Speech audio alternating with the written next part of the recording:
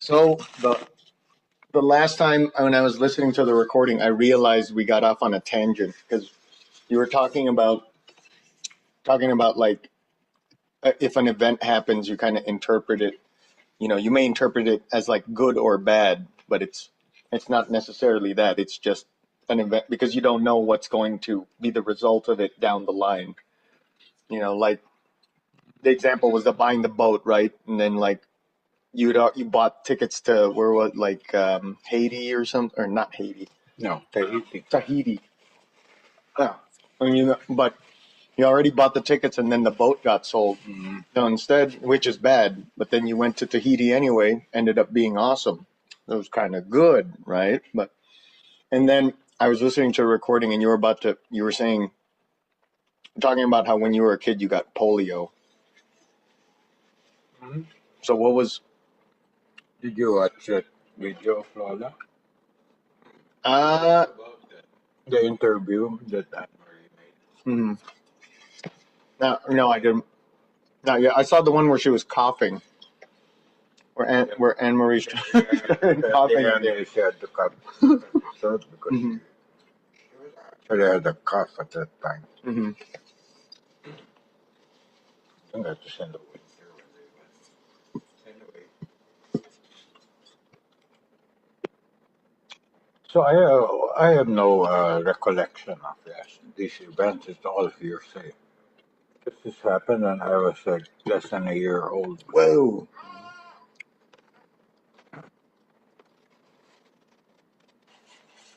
And there's a point to it. Hmm. Yeah, exactly. That's the thing that I wanted But to get to. what happened was what I heard from stories that your Lola and my Lola used to tell about it. Because when I was in Labo at the time, apparently, when they detected that I had polio, because my Lola, my mom's mom, noticed that I was picking everything up with my left hand, even the spoon when I was eating, and she pointed it out to my mom, who took me to the town doctor, Doctora Sorbano, and they diagnosed it as polio. So What could they do at that point? nothing. You just had to. There were no vaccines or any kind of medicine that you No, could the take. vaccine was not available. Besides, once you have it, it's too late for the vaccine. Hmm. Vaccine is preventive. But Hmm. no, the vaccine was not available. That's why in my generation, a lot of babies, especially those who were born after World War II, got polio. In my a lot of my contemporaries in school, not a lot, but there were at least a few who were actually deformed. They had Really this big severe. limp or they had to walk around in crutches. Hmm. In my case, what my mom and Lola did is they would massage me continually, I think, or at least It's like a blood flow thing. regularly, maybe, yeah.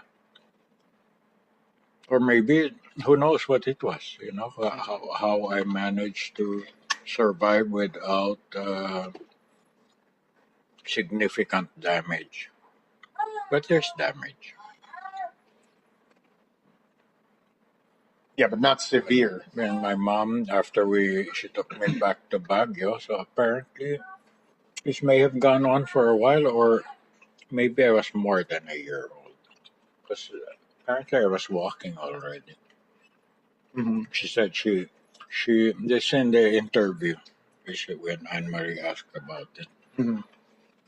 She said she would take me for daily walks along South Drive, which is the road near where I grew up Hmm. What is that area called?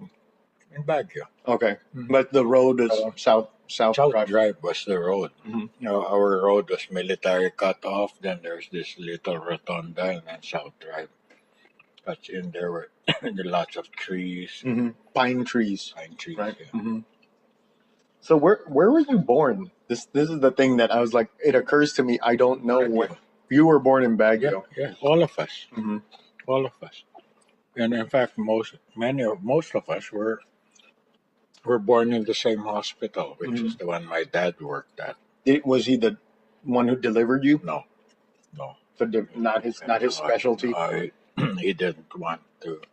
No, it was actually, but he didn't want to. In case there were complications, he would have to make certain decisions. Oh yeah, there's conflict of As a interest. doctor, yeah. Yeah, it might cloud your judgment. Damn, that's really smart and a very logical way of approaching it. So, but his specialty was pediatric medicine.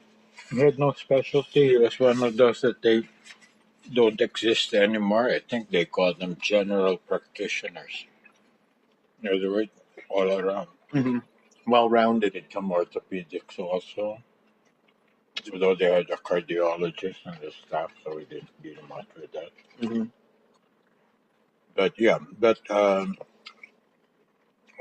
a big chunk of his practice was OB/GYN, obstetrics and gynecology. Hmm. He delivered a lot of the babies in Baguio. You know, they still remember him. And then some of them, when the baby became a mother, he would also deliver her baby. He was that type of family doctor Hmm. who made house calls. Go around with his little doctor's bag, Hmm. you know. Stethoscope, that Yeah. shiny freaking like headband with the On weekends, metal disc. when a patient called him, he'd actually go to their house, bring the medicine or the syringe. Just treat them right there. Mm-hmm. Yeah, that's. The medicine to them. They didn't have to go to the hospital. Hmm. Yeah, I mean that's a Family practice. something I that's. loved him for that. Hmm. Hmm. And that's something that's not very prevalent anymore. I don't know if Well, you know, that ever like happened. a country doctor, Hmm. that type of doctor, which is a common type of doctor in those days, you know. And people would still pay him with chickens and vegetables. You know. Whatever they could. Yeah, Hmm. never turned anyone away.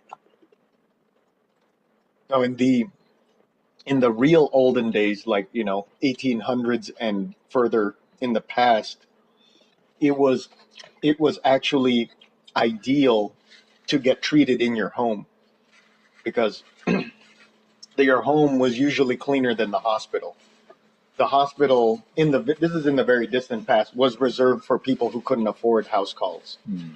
So the hospital was not as clean as your home. So like that was kind of the ideal and preferred environment of treatment was just come to my house and we can do everything here, whatever surgery or and whatever instead of going to the hospital.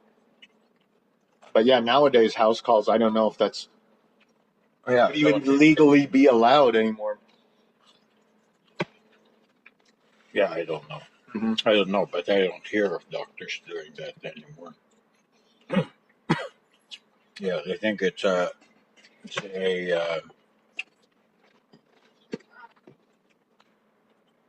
vanished Hmm. vanished. Kind of an element of like the bygone days. Yeah. Anyway, But yeah, so there was no way to treat it. The way that they went about it was like, therapy, some kind of, yeah, exact, like physical therapy. but the effect, and eventually, I recovered sufficiently so that I looked normal, Hmm. especially with my clothes on. But actually, my bones on the right side didn't develop uh, in in the natural same In the symmetrical way. symmetrical way. Yeah. There's some deformity, Hmm. and the muscles even maybe the ligaments, the structures of the like certain angles of my right shoulder. I have no strength. I cannot lift. Yeah, the range of motion's different. At some point, I just have no, ability to go higher than that. But you, That's not obvious. Mhm. My right foot is a little smaller than my left foot. Yeah, I mean, I wouldn't have if you didn't tell me, I wouldn't be able to tell. I wouldn't be able to discern that. But I know, Sure. I remember as a little kid, or maybe when I was younger, I remember you did. I remember hearing about that, in somehow. Probably you told me at that point too. My right side's always been a little weaker, But but I'm right-handed. you're right hand dominant, Yeah, which is yeah. which is interesting. So in some cases, I trained myself to become ambidextrous. That's useful. I do a lot of operations with my left hand, especially if it involves lifting or more demanding type of work. Wrenching, Yeah, tool use. okay, yeah, but with tool work, it really a lot of the work is done by having the proper tool. You shouldn't have to exert a lot of physical. If you over exert on something like that that's stuck, and you try to power it out, you'll probably ruin the thing or you'd break it, diba? Or you break the tool. So anyway, Yeah, you're talking say about. lifting luggage. Mhm. If it's a heavy bag, my tendency will be to pick it up with my left hand. No, being ambidextrous is. Switch back and forth Mhm. when the right starts to get nangawit, which is When is that, like sore? yeah, where the muscles start to complain. Mhm. Diba? Then you shift to the other hand, and Mhm. shift it back again when it's tired. When you get tired, but the term ngawit is like the muscles will start to complain. You just feel discomfort or pain or something. Mhm. Nangawit. Yeah, it's Nangawit. it's also a term that is used to describe the situation where you didn't move. Let's say you didn't move your legs for a long time. Mhm. Oh yeah, it gets like asleep, right? It's also, you could say that's nangawit. Yeah. Interesting. Interesting. But no, but that's not. That's not the term that's used. You just say nakatulog. Mhm. Now it is more like just a discomfort and a pain associated with it. From say sitting too long, then your back starts to feel very uncomfortable. Yeah, I'm kind of That's getting a ngawit. little bit. Yeah, perfect. Or you have the wrong posture for a long time, then you suddenly straighten up. But anyway, Nangawit. point is, what's the point anyway? Eh, Oh yeah, I mean, then I yeah. had to learn how to play basketball with my left hand. Interesting. So, Interesting. So you shoot I'll left-handed. You shoot. can use both, but Uh-huh. when it's far away, I'll use my left hand because my right hand takes a lot of effort for me to shoot long distance. Mhm. I have to use my whole body. Yeah, a it's technique really to the it. legs, right, that like give you the distance from what I've. Power. Yeah. Yeah. But there's certain shots, especially when the basket is just right here, where you just really Yeah, why not you use your jump, left? diba? You Yeah. jump, then when you get to the top of the jump, then you release the ball. Mhm. So, oh,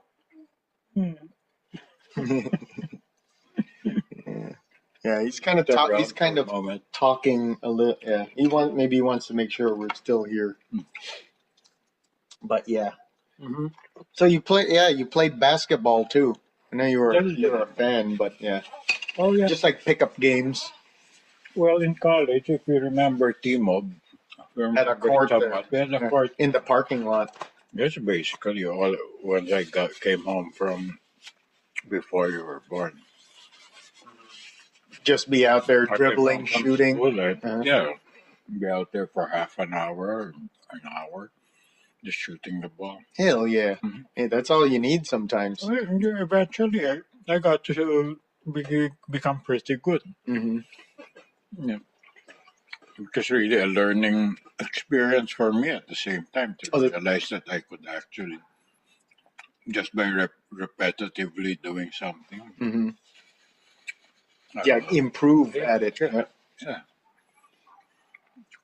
Anyway, It's such a, I mean, that's a huge edge where you have a court right where you live, and I remember the parking lot there was kind of an enclosure, like there was a wall there was so you had to go through, and then there was like a wall on the street and then like a wall dividing that property with the one next to it, that's right?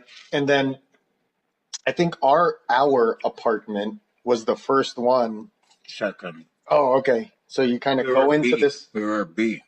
21B. Mhm. But there's this driveway or tunnel Yeah. or something, and then Yeah, all the yeah. doors are there. Yeah. Yeah. And and I think the You court bring was your right car there. to the door. But if the neighbors had to move their car, everyone would have to move their cars out. Yeah. Neighbors in the back. And then was there like a covered parking area? Yes. Like on the left, you drive in and then it's on the left. Yeah, and then so that wall, that immediate wall, that's where the basketball hoop It was was. actually on the roof of that covered Oh, okay. part. Yeah. Okay. It was over here. But yeah, huge edge. I mean, I don't know if it was regulation height or what, but I mean, No. it was a hoop, right? I don't know. Yeah. Yeah. That's the whole thing. And And the thing is about the polio. It's an event that nobody wanted or even expected, so it just came out of nowhere. Right? Mhm. Imagine your Lola discovering that her baby boy was likely going to become deformed or disabled, maybe even handicapped. die because Whoa. people died from that. Mhm. Mm. That's crazy. That's great. Yeah. I didn't. It could be the infection could be so severe that Mhm. the organs will just quit working. Because what happens, I think, there is that the blood flow is in fact impeded by the bacteria. Mhm. I don't know how the thing works. Mhm. It's the pathology of that. Definitely a lot less common nowadays. Like that's not something you really hear. There's the vaccine that came out already sometime in the 50s. And there's a worldwide vaccination program. It's quite amazing what they were able to accomplish. It is. It is. Vaccines are they're incredible. I mean, They did that with measles, smallpox. world changing. Yep. Smallpox. A lot of the crap that's coming back now Mhm. because of very ignorant people that like believe videos on YouTube instead of Well, yeah. historical precedent. But there is also just a poverty. And mismanagement. Maybe poor kids aren't getting vaccinated. Well, A failure in the Mhm. implementation. I mean, it's not like we were actually given the option. That I think was the striking part. Is with little Yeah. Baxter here, we were given the option to not vaccinate him, and I get it. Like bodily autonomy is very important, So, and your own like agency in your own life and the life of your kid. But more than that, it's a weird gray area. actually, there's a small percentage of kids that die from vaccine. This is where that comes from. I thought it was the autism. No. Well, there's a small percentage, a very small, Mhm. who don't react well to the vaccine. Mhm. Who knows? I don't know why. Maybe they don't have the antibodies to actually process the germs or what. But Mhm. there's a Yeah, they risk, react there's negatively. a small risk, let's say 1 in 1,000 or something. Oh, it's way more than 1 in 1,000. Yeah, but Like if it's you're like the 1 in 20 million. Yeah, nobody wants to be it's the one. 100%. Nobody wants to be the one. So they don't want to take responsibility for that case, that one case where the baby died. Mm-hmm. So the parents have to sign off Waiver. a waiver. Mm-hmm. That makes sense. That's all it is. Mm-hmm. It's Mm-hmm. But it's kind of a gray area they where can I'm almost sue, like, right? yeah. Especially in America, they can sue. They will. Mm-hmm. Um, so they had to come up with that. It's just like the doctors. They have malpractice insurance. You know, and they pay a lot.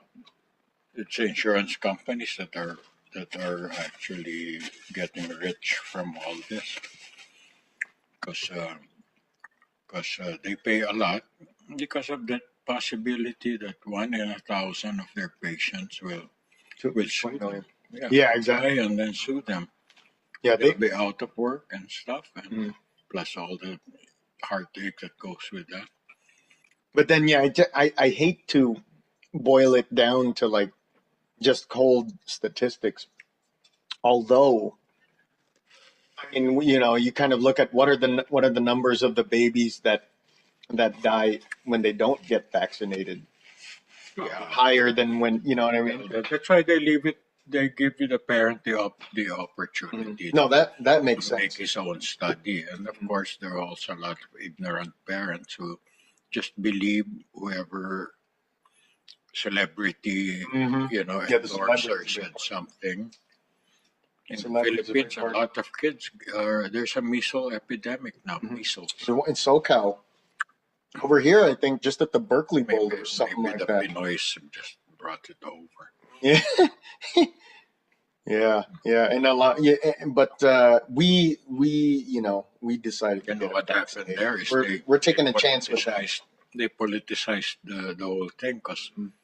they wanted to attack the previous president. So they accused him of approving a vaccine that was not completely fully certified. Mhm. And it turns out it Obama. was. Yeah, Just as for dengue. Dengue is a big Mhm. epidemic also in Southeast Asia. yeah, that's a mosquito thing, right? It's kind of like Hmm. mosquitoes are the carriers. Yes. Yes, for a particular kind that sounded to me like it's the same mosquito variety that carries malaria also. Hmm. Because apparently they bite during the day, and the regular mosquito bites at night or in the evening. Yeah, weird, Yeah, weird. they they found their own niche. Hmm. This Yeah, niche they're like, hey, market. nobody's eating, nobody's eating lunch. We're gonna eat lunch. But the malaria is a specific variety of mosquito Hmm. called an Anopheles. They just learned this in PE. They thought they used to teach us that in PE, with their lectures. They teach us about malaria and Hmm. mosquitoes. That's Anopheles awesome. mosquito. You can identify it because when it's when it's standing on its feet, its hind legs seem to be a little shorter than the front legs. Shorter, It's an so the head angle. points up. Yeah. The thing is, by the time you identify it, you'll be too close already. It Yeah, probably bit you. Yeah. So just kill all mosquitoes. well, mosquitoes it's an interesting phenomenon because you detect them after they've bitten you, unless that's like the foolish ones, the foolish mosquitoes will go around your ear. Yeah. They're like, here I am. Yeah. I'm to catch you. Yeah. Yeah. But usually that usually I mean that's not very common. Hmm. The most common one is it already bit you or there already a lot. They're swarming all over your head like that. Yeah, that's why whenever I go to the Philippines, I use DEET. That's the only time I will use Yeah. DEET. It's a very intense form of I've bug had that. repellent. Yeah, that It'll take the melted paint my off of your car. Yeah, yeah. melted your what? on the camera, my old camera, there's this slip-free. It's like a rubber. Oh, like a grip. So Yeah, the like a grip on yeah, the camera. melted that. Yeah. No, I kept it in a bag. It freaking melted the label off. I have some which I always carry with me in case I find myself maybe in the forest or Mhm. something in a tropical place. Yeah, I mostly spray it on my clothes and then a Yeah. little behind the ears. That's it. I try not to spray it too much on my skin. But what I do is I just wear long pants all the time, Mm-hmm. and then if I get bitten, I'm my thinking is I need to have the antibodies for that. There are ways of minimizing. That's the whole thing too. It's like kind of a numbers game up to It is. a point. Yeah, and you need to be also informed. Mm-hmm. Is there an outbreak in this place where you're going? What do you need to protect yourself against? Especially if you're going to be hiking in the jungle or something. Mm-hmm. You get your shots beforehand. Yeah, dengue. I'm not sure about the vaccine for that, but I know the malaria vaccine is like really harsh. Like you can have. There's reaction. Yeah. I forget But I what got specifically Oh, you did. I'm not sure. Before I traveled the first time after 12 years of not having gone to the Philippines, um, year 2000, I went to see Season to the clinic where I was working, Mm-hmm. and I asked them, do I need any vaccines for the Philippines? They have a way of looking it up. Mm-hmm. And what they did was they gave me a pill, maybe three, I can't remember, but just a few. He said if you feel any symptoms, you take this right away. What symptoms? Like you're getting sick? Fever. Like something you're getting sick from something. Yeah. But the malaria has some detectable symptoms. It's like very high fever, I think, and then you're having chills at the same time, Mm-hmm. something like that. So they didn't give you a shot. They gave you the thing to take if you get it. Yeah. Interesting. Maybe the risk was like lower Maybe at that time. was it. You're not going to go hiking in the jungle.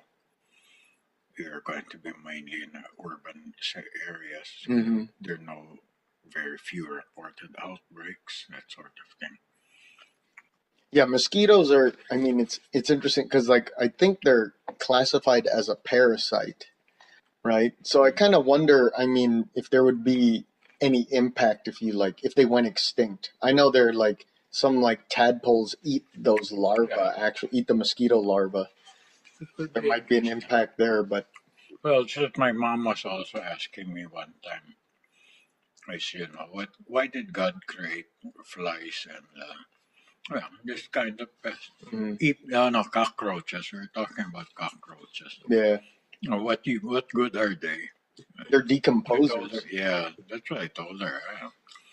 God had, God knows what he was doing when he made these creatures. Mm-hmm. Mm-hmm. We may not know, but then remember, did you ever see that documentary about they found salmon DNA in the trees in Vancouver?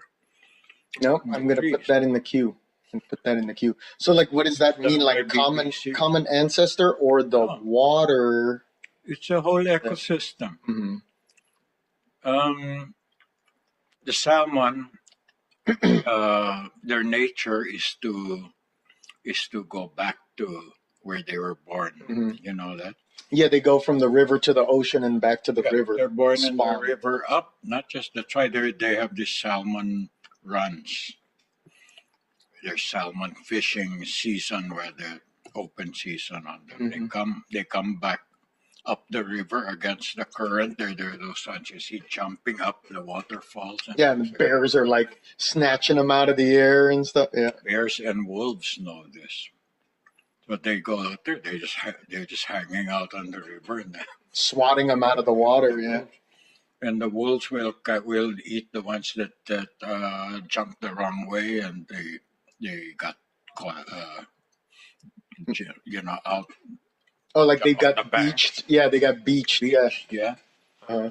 the wolves will come around, and then they go and poop in the forest. There's bears and wolves, and the DNA goes into the Into the trees. Yeah. trees. Through the soil and water. Interesting. It's a whole That's ecosystem. crazy. They're fertilizing. Then the presence of the salmon fertilizes the forest, Mm-hmm. Mm-hmm. and it's all interrelated. Mm-hmm.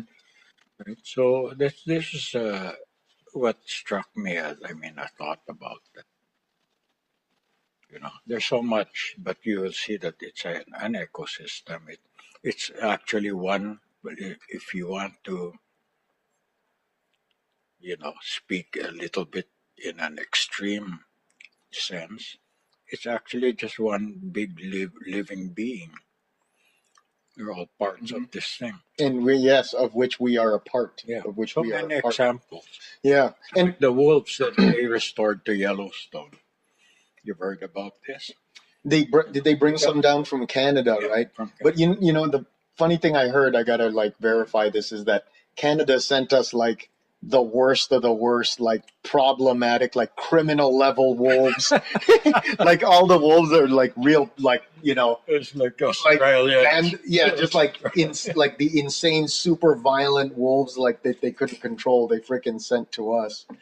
So, but yeah, they restored the wolf What happened population, is, but yeah, you got to they keep them got down hunted still. out Yeah, yeah. during the ranchers' time, right? Probably in the Oh, dude, 1800s, 1900s, because they were obviously killing the cattle, livestock. Yeah, the livestock, Yeah. the sheep and the cows. yeah. It's a tough place. They And got hunted out. Yeah. But the environment of Yellowstone changed because of that. What happens is the deer population exploded, there's so many deer right now in the U.S. and More than the deer in Columbus's time. they ate the saplings, the young trees. So there was like desertification that was happening. Mhm. You know, uh, the whole there were a lot. Yeah, there were They there were pointed out a lot. downstream effects from that, because that's an apex Right. predator. If you remove that Right. capstone, it's going to trickle Right. down. To They were everything they else. were the ones keeping the population of the deer Mm-hmm. down. Mm-hmm. But without that, it's like the Jurassic Park symptom. Mhm. Without a top predator, then there's an explosion. And the whole environment suffered. Eventually, the streams and the rivers started to shrink. There was no more. In the end, of course, the erosion and the Yeah, land. yeah. Some of the topsoil is probably. The thinning of the important plant life there. Mm-hmm. Mm-hmm. Certain species disappeared already because they got eaten out. They couldn't even push out their young anymore because as soon as they stuck out of the ground, the deer would just eat them. Mm-hmm. Yeah, a lot of, and so yeah, they reintroduced They wolves from reintroduced the Canada. wolves, and then the whole park came back, started to. Flourish. Yeah. No, it's a good thing, and because those wolves are apex predators, that is now the population that needs to be controlled, because nothing's killing Yeah, them. but then So people have to do that, Yeah, and then people have to They're- also so- contribute to population control of the but deer. eventually it will even out because for one thing they don't spawn as many offspring or as quickly. But the other thing is, as the population of the deer starts to Dwindle. dwindle, then they will also start to have smaller, Mhm. It'll kind of reach fewer cubs. Yeah, it'll kind of reach this equilibrium. There's a mother nature has this controls Hmm. already programmed into the systems. They can't just continually, but eventually, yeah. The thing is, nga, if the population gets really too big, then they start hunting already outside of their territory, and they start Running becoming into people now. farmers. Yeah. Yeah, and or they'll suddenly appear in someone's backyard. Hmm. That's exactly. Oh yeah. That, I mean, can you imagine that? Playing out there. Have you seen a wolf even in a zoo? Their paws are I saw huge. coyote. Yeah. A wolf is massive. Like. I mean, the paws are like bigger Scary. than your hand. Yeah, and they just have this look in their Yeah. eye. Like, I mean, it's like nothing else. You know where I saw not a wolf though. I'm sure it was a coyote, but big, big, as big as a What do you think? 50 pounds, big 80 dog. pounds? 50 pounds is already a pretty big dog. You know, he looked kind of skinny. Mhm. I can't really guess, but I saw him in Glendale. You know, I was going home to where we had that apartment in Glendale Avenue. I was going home about 2 a.m. and there I was crossing the street. You know, Just checking stuff out. and there's this like mountain on the other side, Mhm. probably where it came from, because I also used to see deer up there. But they're scary, and they're also very you know, like nervous. Yeah, they're kind of like, what are you going to do? Yeah, and What's this guy going to do? always like trying to look for a place to hide. Hmm. You know, but they're also very aware of your presence there. Yeah, no, I mean, and that's the whole thing is just imagine living in a world like in California. There used to be wolves, a lot of wolves, a lot of bears. So we have also We don't have that anymore. we have a deer problem also. That's why they have open season on deer. Oh yeah. At some point, I want to go deer hunting In just Nevada, once. it's horses. They have an overpopulation of horses. In Texas, Open season on horses. you know what it is in Texas? Wild pig. Wild pig. Yeah, wild pig. Like just, I mean, a huge pest because they were brought in there. I forget someone who did like Howard Hughes or something like that. Like brought in like 50 pigs to hunt, and now they're just freaking everywhere. They proliferated and they become There's no feral. predator. So they're really aggressive and huge, and they'll just eat anything. Yeah, So this they start to tusk out. Even in like one generation, they'll start to get those. Their teeth will start to tusk out. So that's what they have in Texas, and there's open season on pigs over there. And it's actually a big business to get into to like trap them. Well, it's really a very difficult balancing. You know, you can do it in parks, for instance. You can because you have like a great degree of control over the environment. It's not really supposed to be populated by humans, right? There'll be a few maybe park rangers and their families, but these are professionals anyway. Hmm. But the thing is, and then we have this urban growth, and now we're conflicting with the natural um, arrangement of the Well, place. Right? yeah. So like we want our kids to play outside, we can't have wolves patrolling this area. Exactly. Or just have a freaking So alligator just Yeah. chomp them out of the water. our presence there is messing the natural order. Then we come up with all these anomalies like that, like overrunning of pigs. Hmm. Although Too many that's rats. really a foreign species. Yeah. But They it's were something introduced else. they're introduced by someone to hunt. It's like it's everywhere now where you have like foreign plants. It's a certain kind of vine in the south, I think. In Washington, if you walk there in the trail near Tita Lynn's place, they actually even have a diorama, a poster that says, okay, these are the plants you'll see, and these ones are not native species. They're there. Yeah, yeah, because somebody maybe had an exotic plant and then threw it out or Hmm. cut Yeah, who knows? and then throw out the leaves. They had it in their house, stepped on it, walked, went for a hike. And then Now it's there. very Yeah, Very happy. yeah. No, there's nothing there to eat it, right? Because it's It's like, fish. There are certain fish, like I think in the one of the Great Lakes, maybe Mhm. Mhm. some of the rivers, which are like decorative fish. But then once they get in the wild, they overwhelm Mhm. the native fish. They start there, and they probably even eat those native fish. Yeah, no shit. No more trout or whatever that they used to. Mhm. No, shipping boats do that. Speaking of fish, I know like a lot of shipping vessels will do that. That's kind of what has caused this cross Interesting. contamination of species.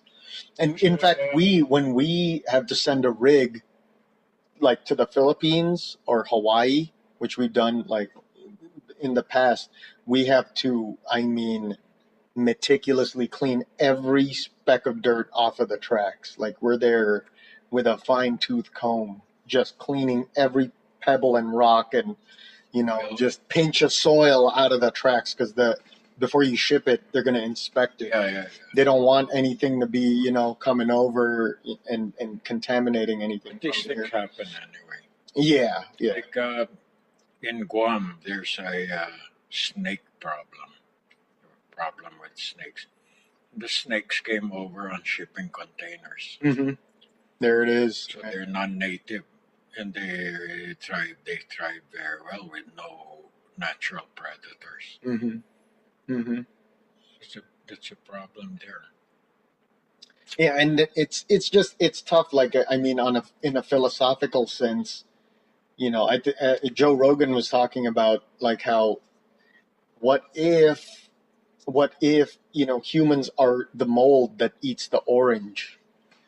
Because there's this, I mean, a lot of conflicting parts of our nature as a species because we're still animals, but then we have this neocortex that like just gives us a super different relationship to our environment and experiencing it way different. I don't know if it's better or worse. It's definitely different from most species that we know about. And so there's the one notion is like we're not doing what we're supposed to be doing. But then I guess the flip side, philosophically is like, what if we are? What if we're that mold? You know what I mean? Like people just like, or a virus. This is who we are. So anyway, on that note, what if